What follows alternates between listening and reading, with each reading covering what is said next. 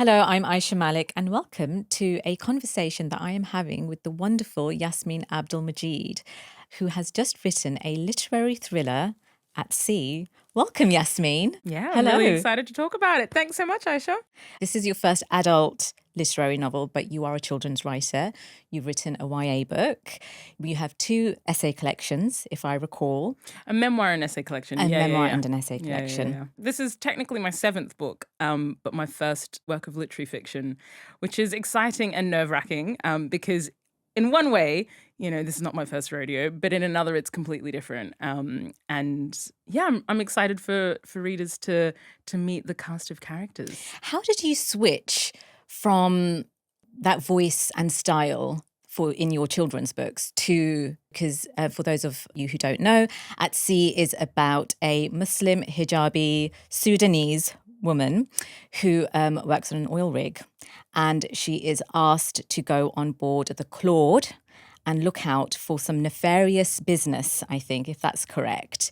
And so she already goes in with a sense of peril. And I'd love to know where the germ of the idea took place. And just for people who don't know also, Yasmin used to work on an oil rig. It is true, yes. So the character is not like you at all, is she? No, to be fair, it was interesting as well because I had a particular role on rigs. I was something called an MWD specialist, which is kind of like a particular kind of specialist with a set of tools on the rigs. And then I became a drilling engineer. But the character Zainab, the protagonist, is a driller. So she's started from the bottom and kind of worked her way through the ranks. And for me, there was kind of two main reasons I wanted to write this story. One was the kind of mystery or the thriller element, the kind of catastrophe that we are exploring throughout the novel is based on something that really happened, the Deepwater Horizon Macondo explosion that happened in the Gulf of Mexico about 15 years ago now. And I was obsessed with this story, right? I've always been obsessed with technical disasters and why kind of technical disasters happen and the ways in which it's a technical disaster, but it's actually about the humans, right? And my job on the rigs as I progressed was to make sure what happened on Deepwater Horizon, what happened on the Macondo well wouldn't happen on my rig. I had to study the sequence of events that led up to that explosion really closely, and I had to think about how do we avoid that happening. And so from 10 years ago, I've been thinking about this disaster and thinking about the dynamics in an environment, in a workplace, in a group of people that lead to the wrong decisions being made. So that was one part. And I also really wanted to tell a story about the world of the rigs because I'd never read anything that had reflected that experience, right? There are very few novels set on rigs. There are very few novels that are set in the workplace environments that I had kind of grown up in. My first vacation job, my first serious vacation job was in a coal mine, right? Few books set in coal mines. Yeah. Or certainly if they are, they're usually from an outsider's perspective in that world rather than, somebody actually working on the coal face. Similarly with rigs, there's often this almost like voyeuristic approach to this world where people are like, oh, what's it like and blah, blah, blah, as opposed to someone from within that world kind of reflecting it for its flaws and its challenges, but also the thing that draws people to it, the kind of the cruel beauty of it. I wanted to bring all of that to light. So yeah, and look, this book went through various kind of iterations because I wanted to explore these things, but I wasn't sure how to approach it, right? Or kind of structurally. I started my first draft of this, I think, was in 2022, and my initial kind of approach was I wanted it to be a big epic about the world of oil. I had two different timelines, and there was a version where I was looking at the history of oil in Sudan, and then I remember having a conversation with another author friend, and she was like, well, what is actually the story you want to tell? Distill it down to its purest form. What is the story you want to tell? And I was like, oh, I want to tell a story about what is it like for someone who's kind of trying to navigate this kind of hostile world? And how do they go about doing that? How do they go about trying to hold on to truth, hold on to what they know is right when nobody around them believes it? And And that's how we kind of get to this version of the novel. I mean, I threw out 50,000 words and started again. And I was like, okay, let's go tight.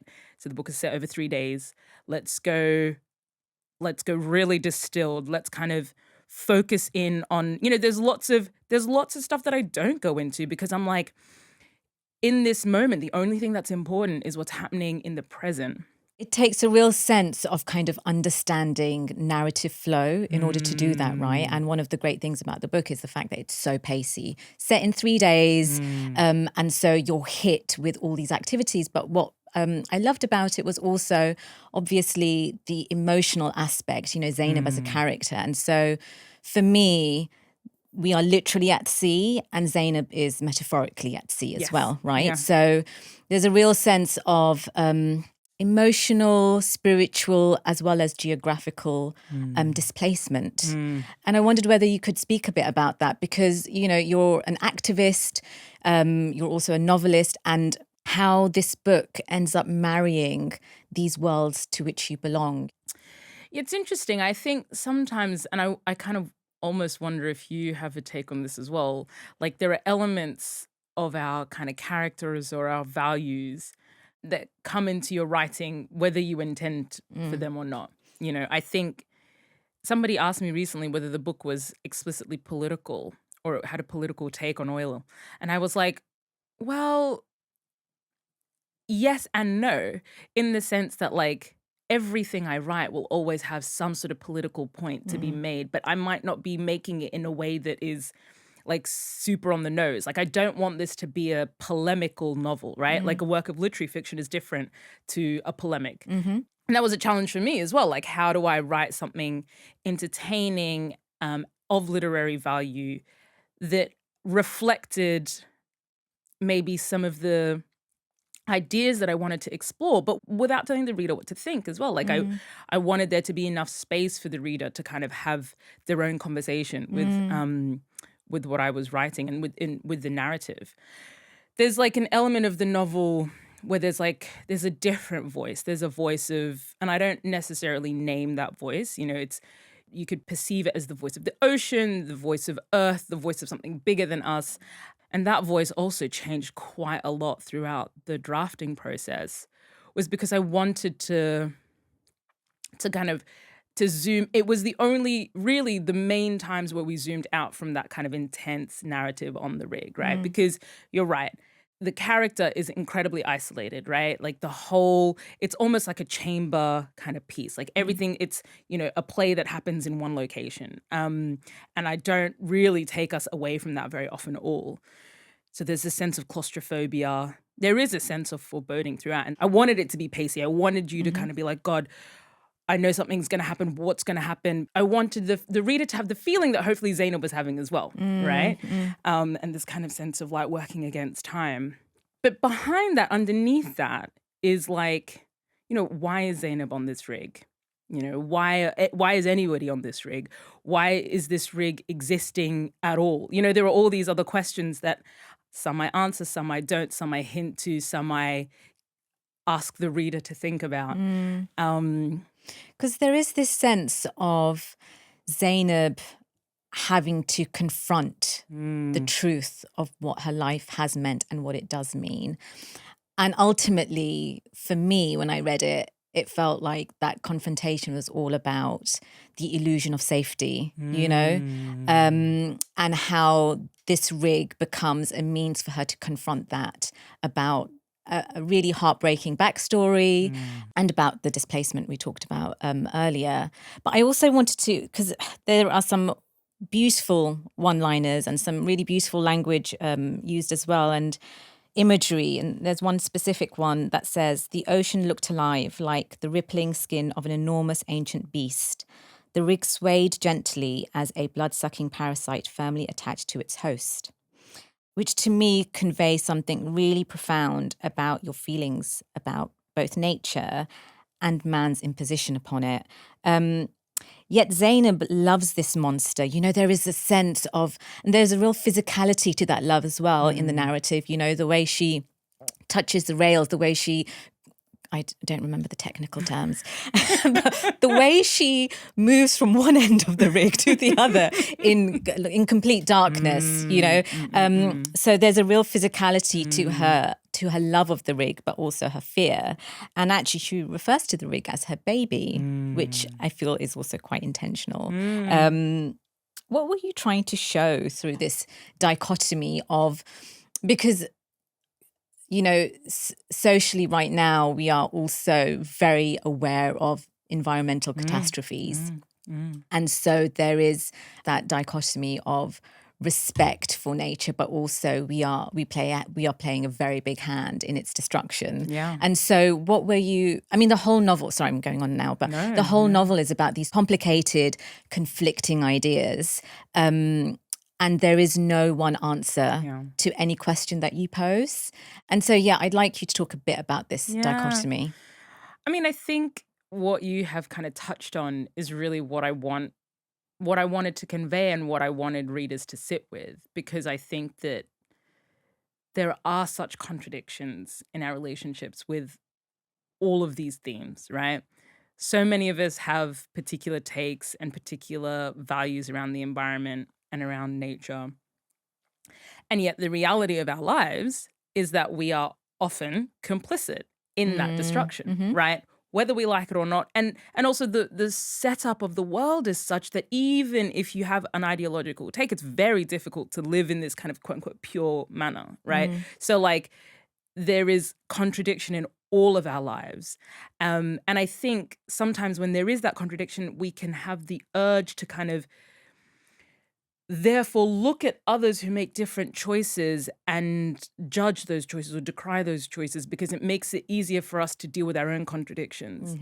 I remember when I was working in the rigs, I had friends who had really strong opinions about the fact that I was working in oil and gas. And I hadn't necessarily decided to work in that industry because I loved oil necessarily. It was an economical choice. It was the job that was available at the time, whatever. But I found it interesting that it was so much easier to judge me than for those people to necessarily change their own behaviors, right? And I don't say that from a place of judgment. It's more from a place of, okay, let's sit with the people who are making those choices that you judge, right? And let's understand that, yes, they too understand the contradiction. But in fact, they're like so much closer to the heart of that contradiction, right? And so it's amplified in a manner. And and how do you live with it? How do you I think in a way it's unresolved, you recognize that it is participating in this destructive process, and yet it is also life-sustaining in many ways. Yes, it is like a parasite, and it is also something that you love. I think also as a mechanical engineer, I trained as a mechanical engineer, I have a love for the dirty and the greasy and the big machinery of the Industrial Revolution that I don't really understand myself. I don't necessarily know why I love it. I find it sometimes difficult, but why does anyone love anything? Right? No, there's an existential question for us all. You know what I mean? Yeah. So there's an illegibility to that kind of relationship that I wanted people to sit with. And to say maybe it doesn't need explanation, maybe it doesn't need judgment, but let's sit in that gray space and let's and think about what that means for us. And the novel does sit in a very grey space, and you ask questions of the reader, and you also, just as Zainab is confronting herself, you're also asking the reader to confront themselves. What are their preconceived ideas about who Zainab is? And I don't want to talk about representation because that's a bit boring, isn't it? Let's not put people to sleep. But I do want to talk about, I hate using the word identity, but I almost think that it would do a disservice to your book not to speak about that, only because there is no book like it. There's no character like this in literature on an oil rig. Were you quite intentional about just playing with the reader a bit? Because I know you like to have your fun, yes? I do. Yes, Mead. Are you I know you love having your fun. I know you like probing and prodding. Well, why not, right? Was that intentional? Because And actually moving on from that, Yeah. what I found really fascinating about Zainab's character was, again, another dichotomy of her sort of reticence, but also her sexual desire and her vulnerability. And I just thought that it was such a beautiful composite of a character where just shown very, one-dimensional Muslim characters in literature. So the challenge that I set for myself was to write a character as honestly as I possibly could, right? Like a Muslim woman, a Sudanese Muslim woman who, like, ironically, I was trying not to make a political point, right? So much of my writing is explicitly political. You just can't help yourself, can you? I know. Just can't help it. It just, as I always say, I never go viral for the things I want to go viral for. I'm like, this is a normal statement, and everyone's like, no. But yeah, I think that like I genuinely was like, okay, if I am to be completely honest about, somebody, and I say like me, but there are like literally millions of people like me. I don't know about that, Yasmin Abdel-Magied. Anyway, go on. That's what I wanted to hear. But like in the sense that there are so many people that, there is like 500 million Muslim women in the world. There are like millions and millions of Sudanese women. Loads of Sudanese women are engineers. So like this is not somebody who like doesn't exist in the world, right? But it's certainly someone who doesn't exist, as you point out, in literature. This person doesn't exist in the kind of like canon that we engage with, but they certainly exist in my life. I was one of those people. So I had to write as if no one was ever going to read this character. Oh yeah, you have to do that. Like, right? Yeah. Genuinely, because I was like, what I didn't want to do, and what I almost did do, and maybe they were like, but I tried really hard not to, was I didn't want to just be writing around the stereotypes. I wasn't trying to be like, okay, here are all the stereotypes around Muslim women. I want to dodge them all. Like, I think, like, it was like, I didn't want to write defensively, right? I wanted to kind of start from a place where I was like, let me think of this character. Let me think of genuinely what her life would be like, what her way of moving through the world would be like. And like, how do I be really honest about what her narrative would be? And like her internal monologue, like it's not always politically correct, Exactly. Absolutely. It's not always the right way of thinking, the yeah, correct exactly. way of thinking. Not at all, right? And that was important because she is flawed, but she is always trying her best, right? And I think that's true. I think that's honest. And so, yeah, I was like, how do I write? And maybe this is what I'm trying to kind of do with my literary fiction, is like bring to life the kinds of Muslim women in particular who I know to exist in the world as honestly as possible. Because I don't know, I feel like that's important. You know what I mean? Yeah, no, absolutely. But also doing it in a way that's not feeding into a white gaze, right? Exactly. Let's be honest. It's like, how do I write it for myself? For yourself. I mean, I know from my experience with writing, the idea of subverting expectations. Yes. Now I'm like, what the? Who cares?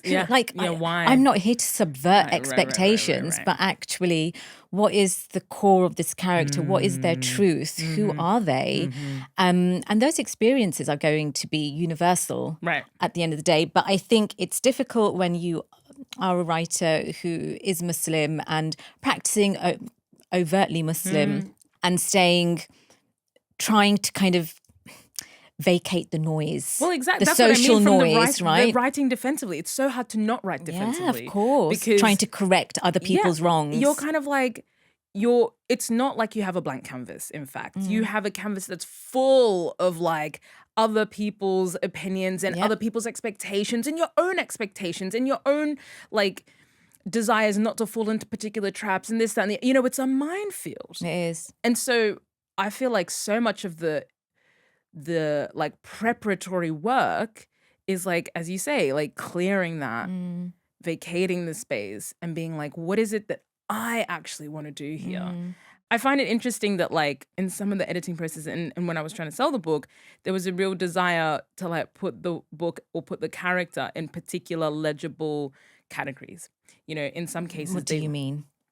well, in some cases, you know, editors might have really wanted it to be an Africa book. So they really wanted me to spend a lot more time in Sudan. And like, you know, they wanted Zainab to be a particular kind of recognizable type of quote unquote African character. Or they wanted it to be memoir. I had somebody ask me, can you turn it into a memoir? And I was like, I think you've really missed the point here.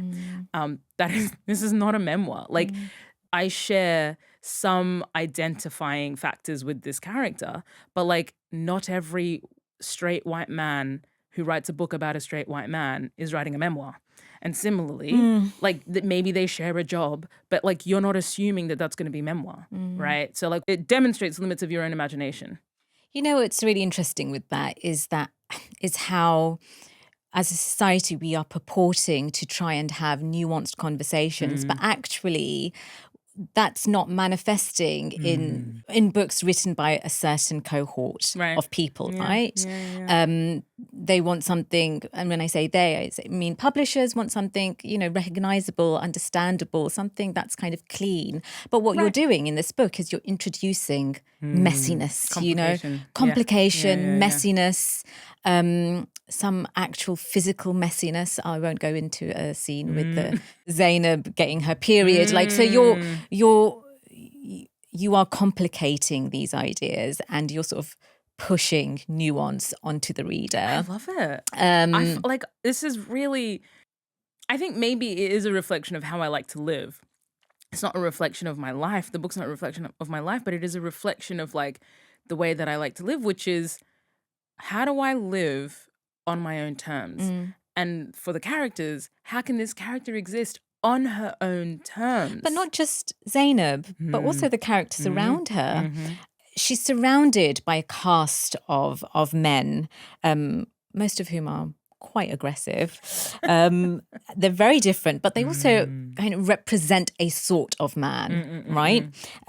So, for example, you've got Whippet, who is the sensitive and sweet one. You've got Guy, who is fairly solid, although maybe a bit weak, in my opinion. And then you've got characters like Porno and Bulldog, excellent names, by the way, who are quite brutish. And then you've got Tate, who's entitled but strikingly good looking.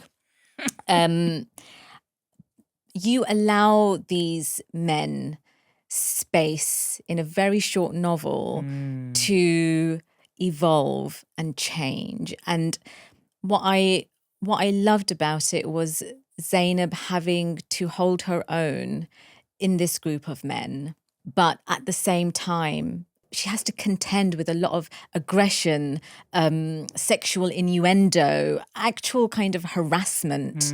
And yet there is space for compassion. And I found that really beautiful because I found that very human. It would have been very easy, I think, and correct me if I'm wrong, but it might be quite easy for a woman, a Muslim woman who is Black, to be quite angry with the world. But I know you IRL, and I know you're not like that. You have a lot of compassion. You hold space for nuance. You're very critical in your thinking, and I feel that you brought that into Zainab's character as well. And I think that was a really important thing to do.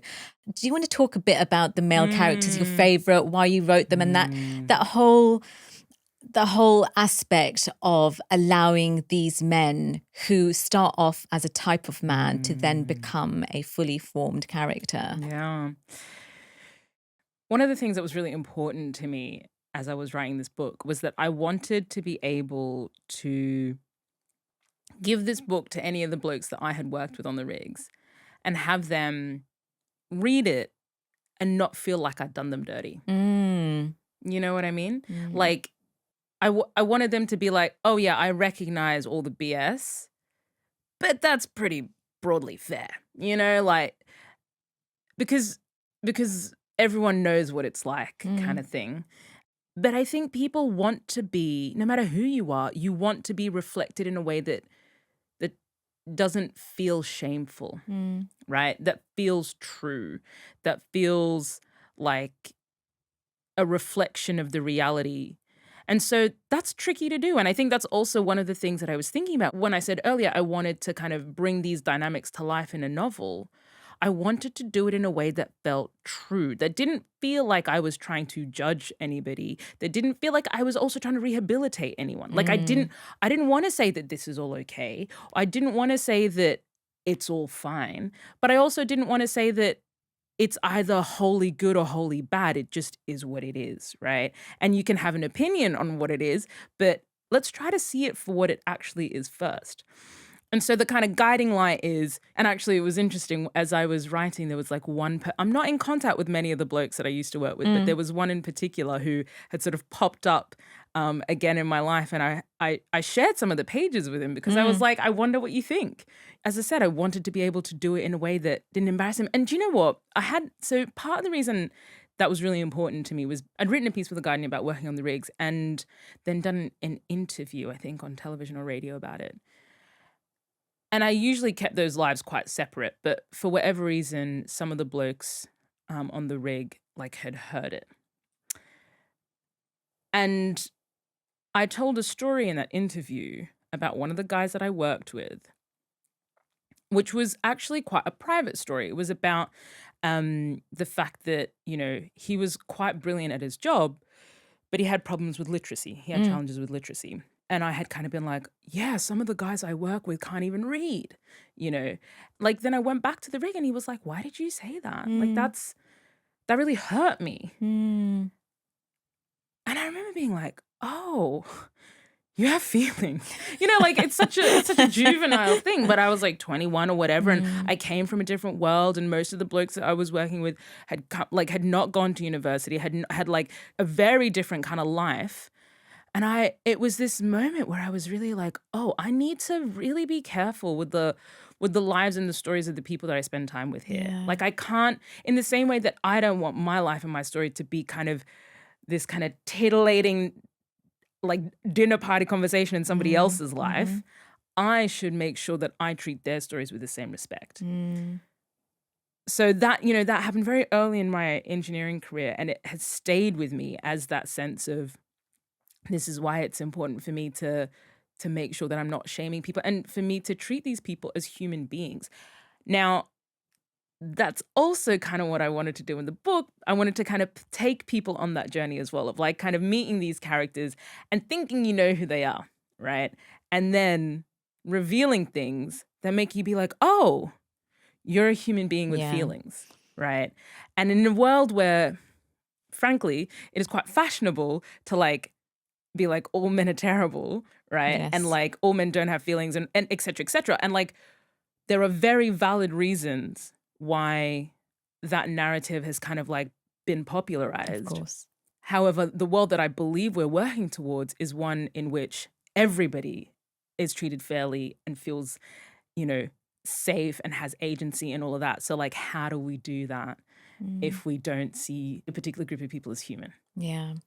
And I think that comes across so clearly in the book. I love when Zainab discovers that porno is actually a coffee connoisseur.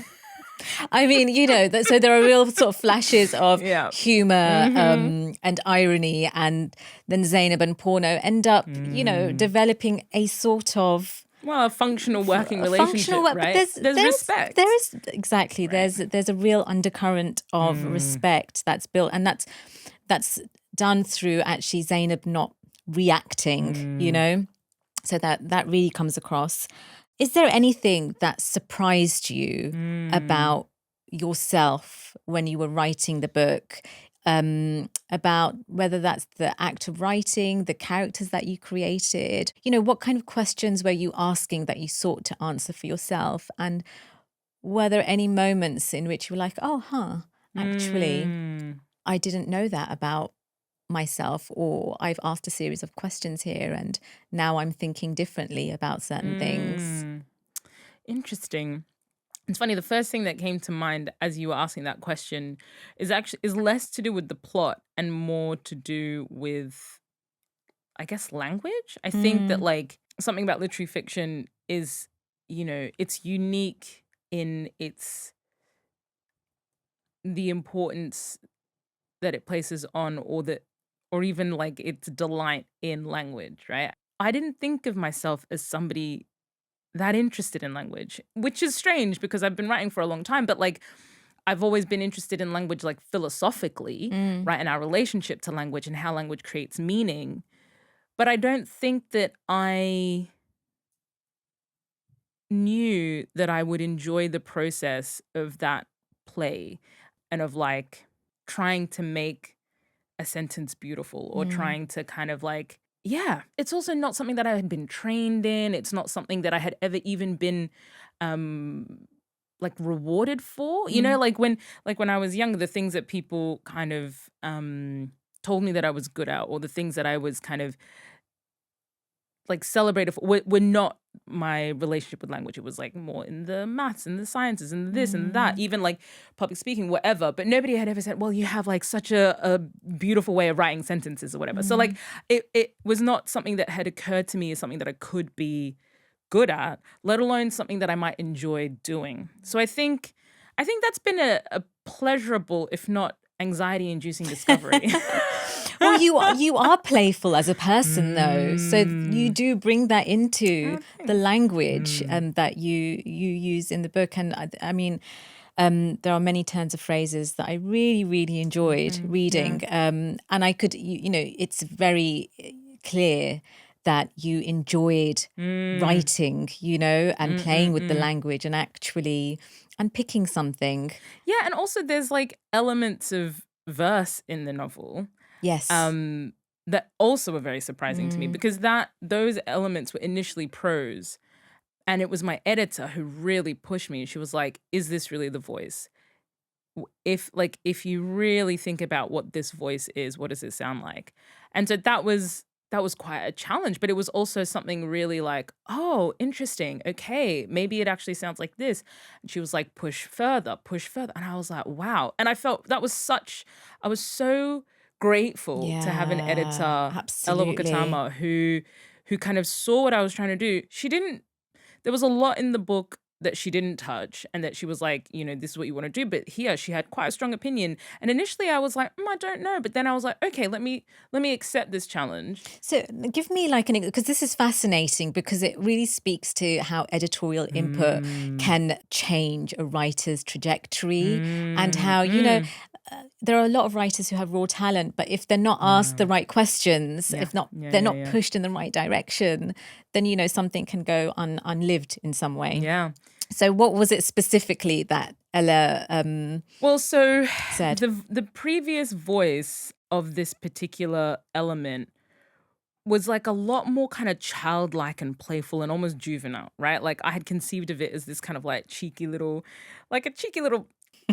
you look so cheeky right now.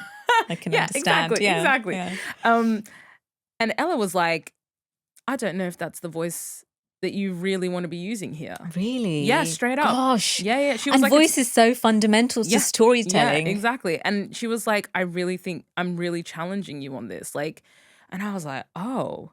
But it was interesting because I had also had a conversation with the Dutch publisher, and the Dutch publisher had also kind of been like, oh, I don't like this other voice. And I was like, I was a bit annoyed, to be quite honest.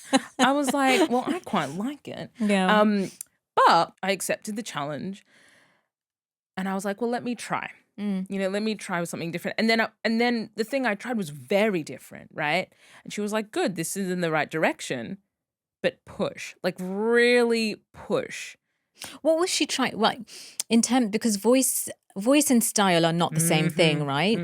But they are similar. But voice very much has to do with the author's life experience, their history, how they view the world, what they think it looks like, what they want it to look like. You bring all of that into the characters that you develop and the story that you write. And so do you feel almost that you were perhaps in the initial draft just trying to keep things surface level and actually not extracting too much from your world view and bringing it to the novel, and actually that's what Ella was pushing for?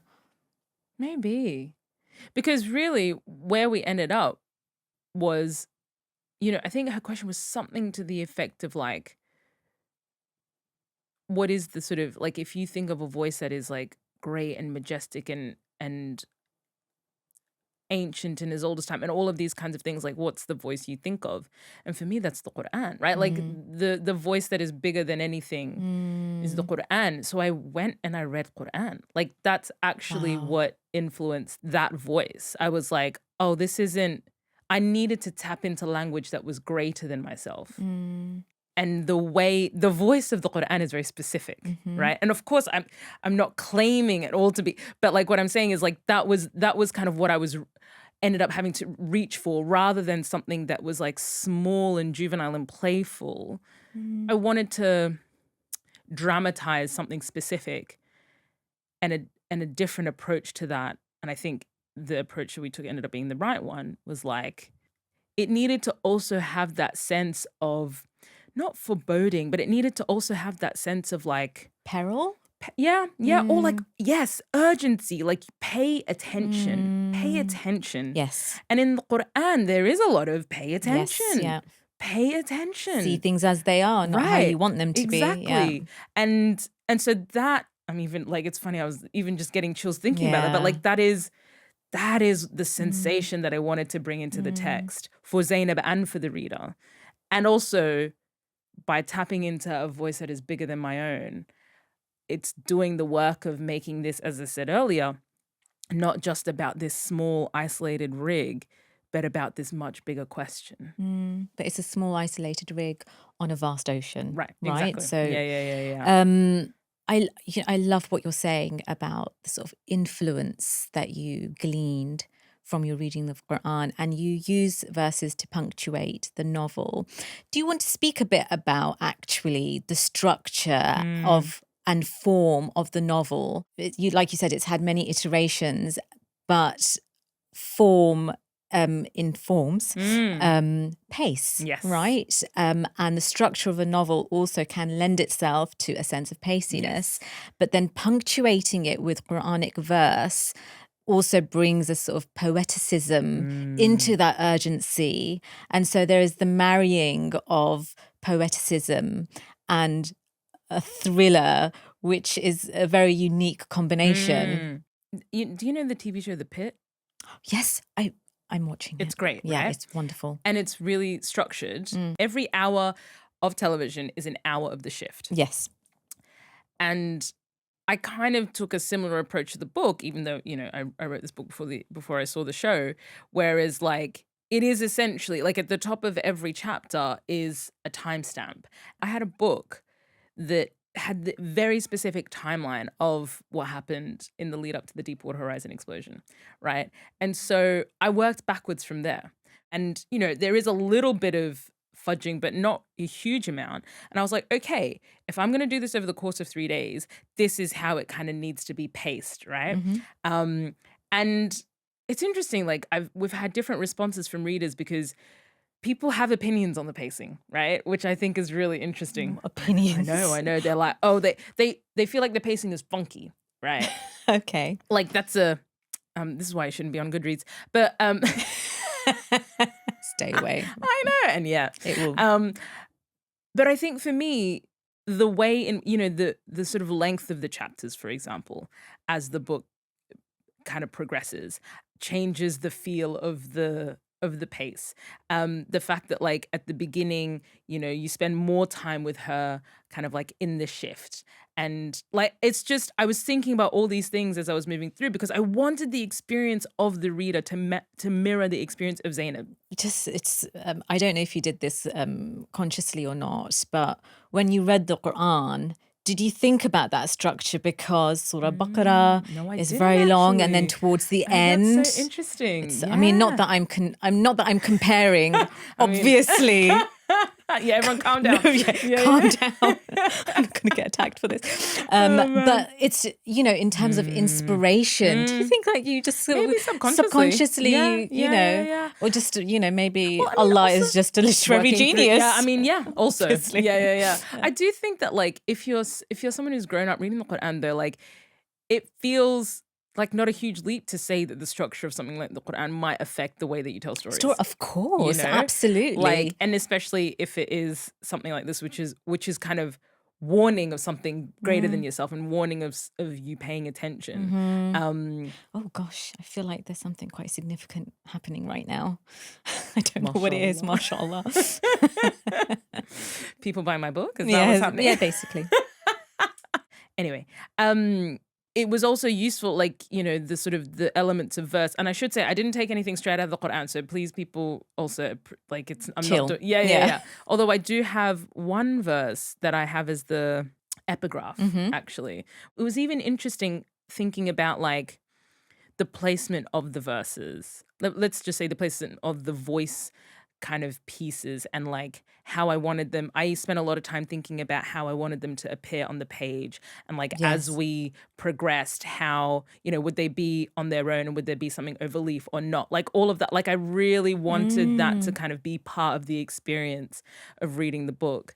Yeah. Do you think, because you also write screenplays, right? Do you think the sort of visual aspect of what's necessary when you do that, when you write scripts, came into play with At Sea? Yeah, maybe. I think although you started At Sea. I started At Sea before I started doing a lot more screenwriting. Maybe you're just, very visual person. Yeah, I also think that like the way that I approach screenwriting is that what you write on the page is what you see on the screen. So there isn't much kind of internal monologue, which is quite different, I think, to like literary fiction. But there is something when you're writing a screenplay about how the page looks, and the white space on a page. And I guess that's also like poets think a lot about this as well. I am nowhere near a poet.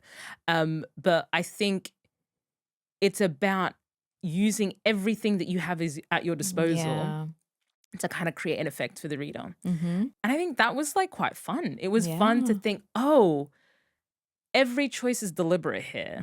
What are the choices that I'm making? It was intentional, but I quite enjoyed the process of thinking about form and of having, I wanted the reader, I've said this a few times now, and I don't think I've thought about it consciously, but I really wanted the reader to have a visceral response to the novel, right? Like I wanted the feeling to stay with them. Maybe that's what I like when I read a book. Like when you sort of, in an ideal world, it's a short enough book that in an ideal world, you can read it in one hit. And so like, maybe in a way it's like a film in that respect. Like you sort of go through an emotional process. That's kind of why I wanted there to always kind of be, I don't know, that page-turning aspect. Yeah. And offering no answers to the questions that you pose. And people hate it. Like again, some of my early readers were like, "What the? Like, why have people you done just like this?" easy reads now? You're challenging that. That's all. all. They were like, "What? Why? I want answers." Yeah, and I'm like, "Soz." Yeah, that's life. Yeah. Don't you feel like it also allows the reader to use their imagination as to what the answers are? Yes. You pose questions to the reader throughout the novel and you leave them with a question. Exactly. And ultimately, I think that's also, I don't know, indicative of a sense of empowerment that we can imagine. You can imagine your own future. You can imagine your own answers because actually, if someone is doling them out, then that's not the future that you want. Well, frankly, if I want to make a point, I'll write an essay. Yeah. Like for me, alhamdulillah, like I enjoy writing different genres. And so there has to be something about this story that I can only do in the novel. Otherwise, I'll just write an essay or just write a nonfiction book.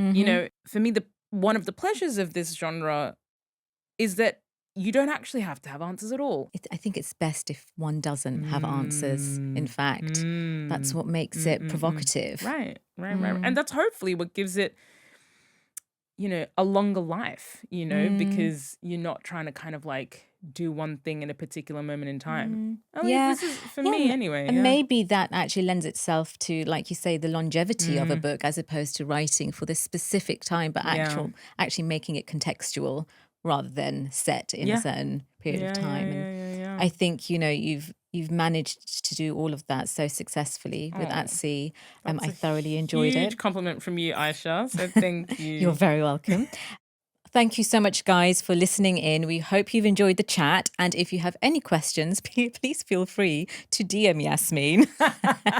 Any interrogation, any annoyances, and of course, any compliments would be wholly welcome. Thank you so much, Yasmin. And her book At Sea is out in May. Yes, 5th of May in North America, 21st of May in the United Kingdom, and 2nd of June in Australia and New Zealand. Thank you. It has been a delight. My pleasure.